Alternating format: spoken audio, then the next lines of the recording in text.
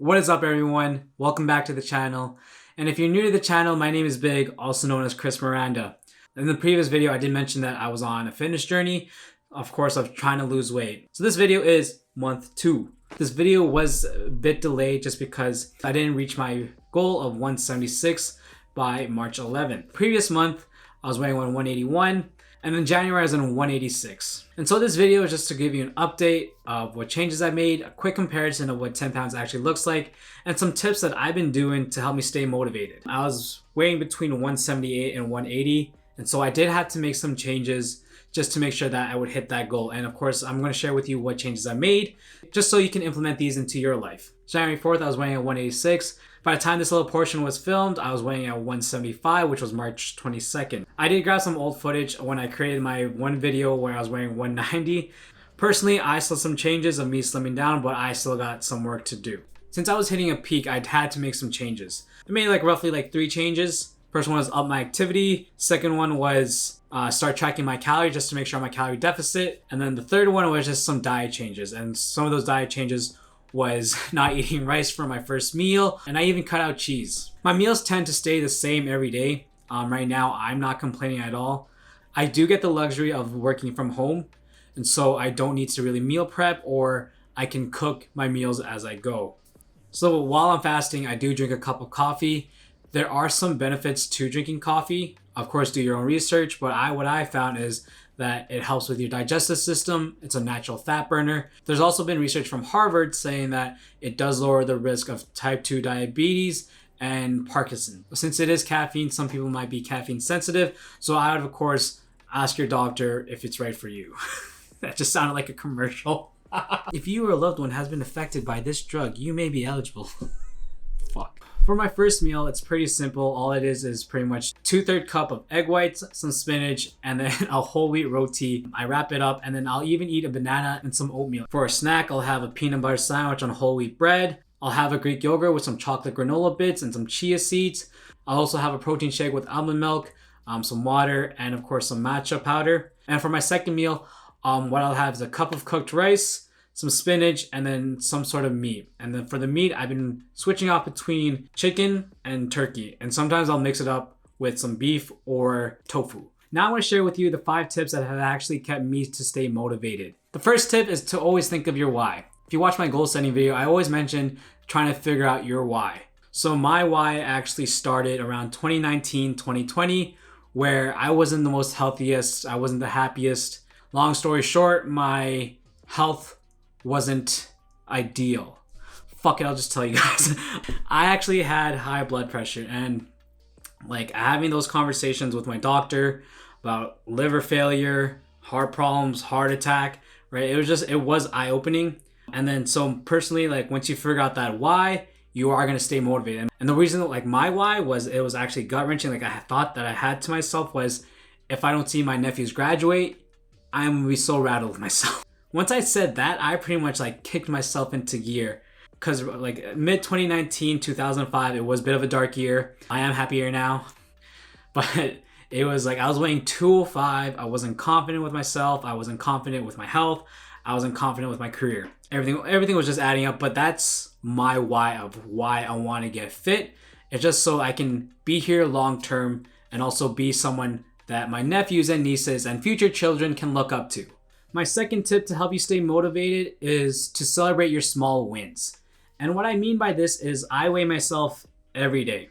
And so when I weigh myself every day, I am able to see my weight change. I know some people have actually said not to weigh yourself every day just because you see the weight fluctuate. Personally, for me, I like seeing the weight changes.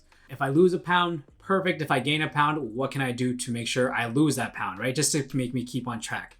Going back to your small wins, feel good about yourself when you lose 1 pound. And most of you be thinking it's just 1 pound, but at the same time, it's 1 pound that you no longer have. So when I see it, when I see the weight scale 1 pound lighter, I celebrate. I'm I feel good about myself. I see myself making progress. And once you start seeing yourself making progress, you're just going to want to keep going even more. My third tip to stay motivated is try and make it a habit. This does take some work to get to.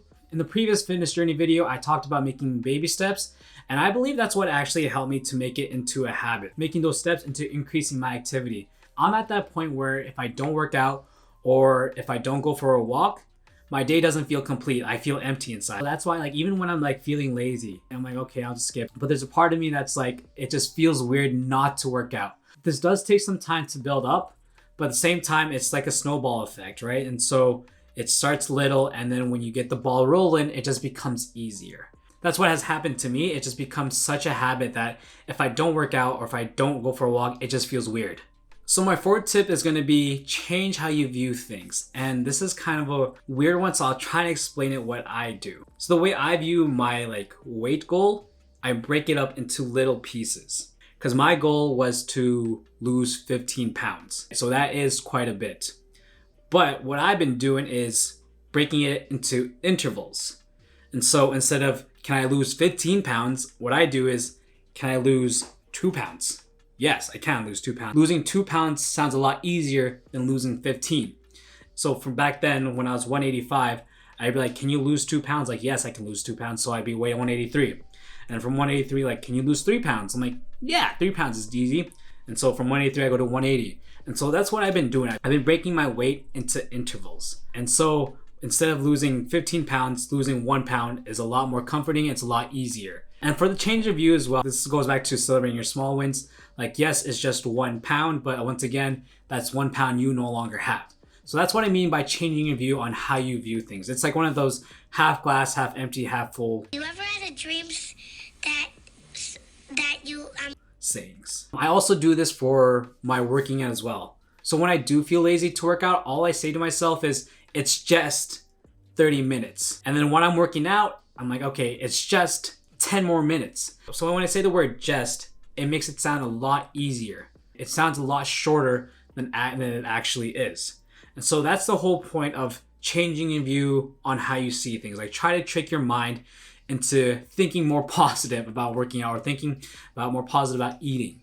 My final tip, what am I doing?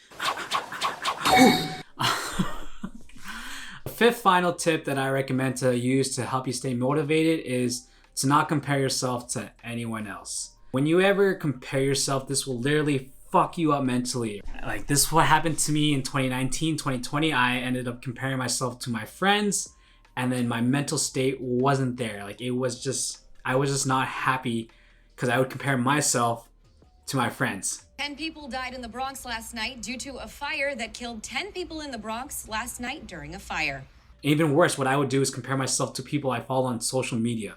Because the thing with social media, of course, is they always show you the good things, but they never show you the bad things. Don't compare yourself to others, and that's for anything, right? That's either for financial, fitness, for your goals. The only person that you should be comparing yourself to is yourself.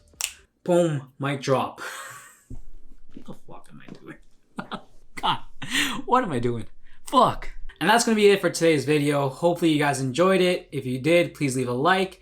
It really does help me out. And if you haven't already, please subscribe. And I'll catch you guys in the next video. Hey big, he got me saying, when's the next time he's coming over again? Last time he got me swaying, he's the finest man I've seen. All the dudes said in Calgary.